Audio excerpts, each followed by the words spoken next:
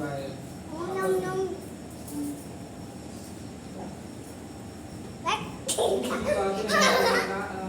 मंदार की माला से भी पार्वती जी के केश सुशोभित हो रहे हैं तथा जो शिव जी मुंडी की माला संकलित है, जो पार्वती जी अत्यंत दिव्य सुंदर वस्त्रों के धारण किए हुए हैं तथा जो शिव जी दिगंबर अर्ध वस्त्रहीन ऐसे स्वभाव वाले युगल पार्वती जी तथा शिव जी के आगे मैं नमस्कार करता हूँ।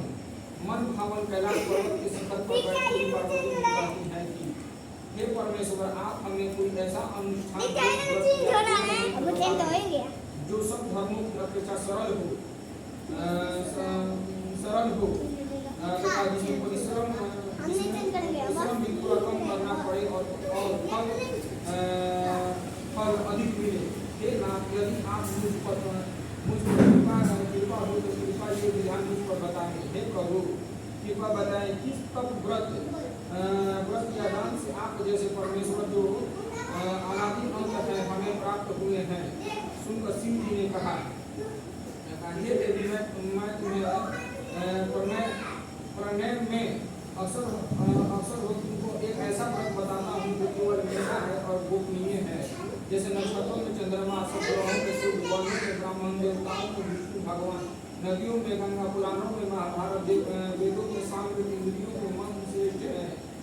जब मैं तुम्हें एक ऐसा व्रत बताऊंगा जिसका उल्लेख पुराणों और वेदों और स्मृतियों में किया गया है, इसे मन लगाकर सुने।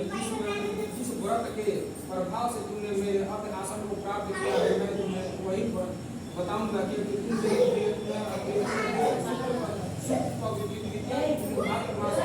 भाद्र मास में हस्त नक्षत्र से युक्त उनके अनुष्ठान से नदियों को पाप से मिल जाता है।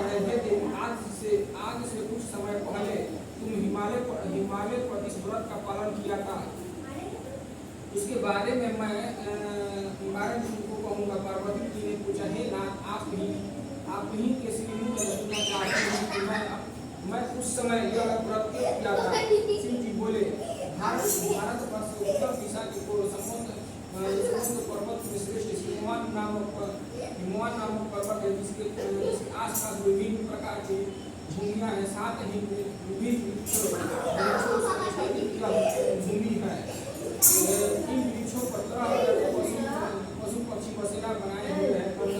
गंधर्वता के साथ वहाँ जाकर अनेकों देवता सिद्धि प्राप्त साधुजन चरण और पक्षियों के समूह हमेशा प्रसन्न चित्त होकर करते हैं। यहाँ गंधर्व लोग गायन करते हैं और करते हैं। पर्वतराज के शिखर पर अनेक प्रकार का स्फटिक रत्न और देवी मणि आदि अनेक खाने हैं। यह पर्वत बहुत ऊंचा है, इतना ऊंचा कि अपने मित्र के घर की तरह समझ कर आकाश का स्पर्श करता रहता है। पर्वत की सभी चोटियां हिमछादी रहती है और गंगा का जल की तरह लहरें सदा सुनाई देती रहती हैं। ये तुमने बचपन में ऐसे ही पर्वत पर तप किया था। इस पर्वत पर तुम 12 साल तक सिर के बड़े रही और डूंगा पीकर जीवित रही। 64 वर्ष तक मात्र तुम पौधे के सूखे पत्ते खाकर जीवित रही। माँ के महीने में जल में बैठी रहती थी और वैसा के चिलचिलाती दोपहर में पंचामृत में तपती रहते थे। सावन के महीने में तुम खुले मैदान में बैठी रहती थी। एक दिन में पिता तुम्हारे इस व्रत के तुम्हारे इस तरह के कष्ट को देखकर बहुत दुखित हुए। उन्हें बड़ी चिंता हुई कि ऐसे में मैं अपनी कन्या का हाथ किसके हाथ में दूंगा। तभी नारद जी आए।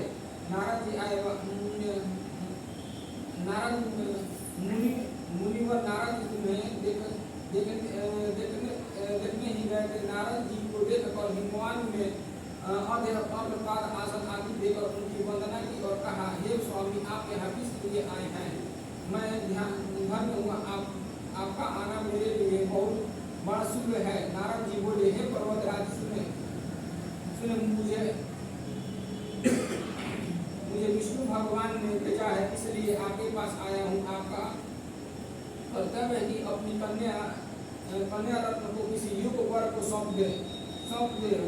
ब्रह्मा विष्णु और शिव इन तीनों में भगवान विष्णु के समान योग वर और कोई नहीं हो सकता।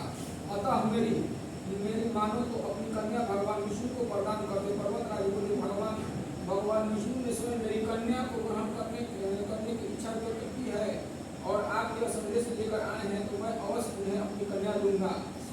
पर्वतराज से ये वचन सुनकर नारद मुनि आकाश में विलीन हो गए। हे भगवान विष्णु के पास पहुंचे, जो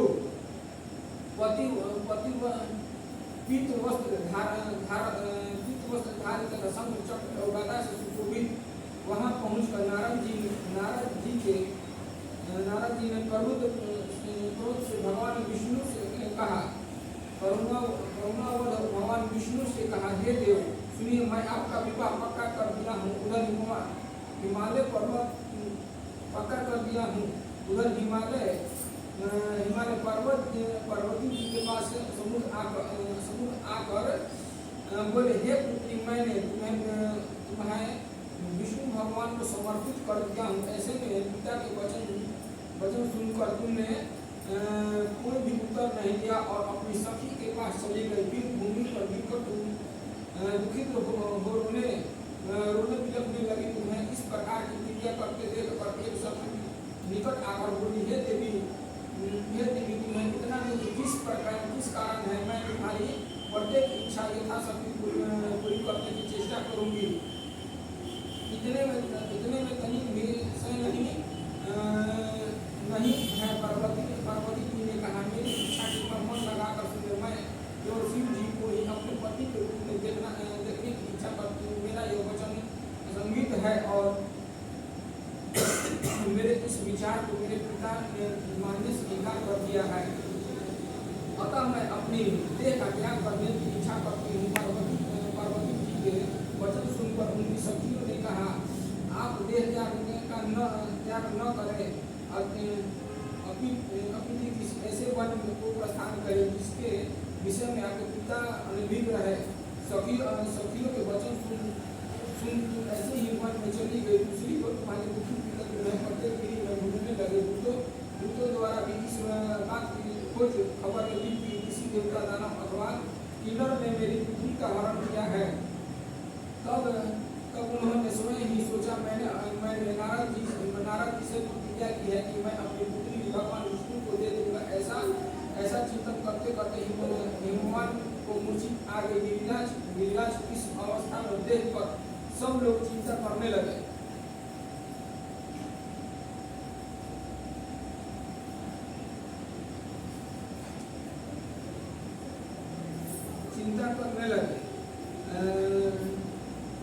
तब उन्हें चेतना आई तो तभी लोग पूछने लगे कि हे गिरिराज, आप क्यों मूर्छित हुए? कृपया कारण बताएं।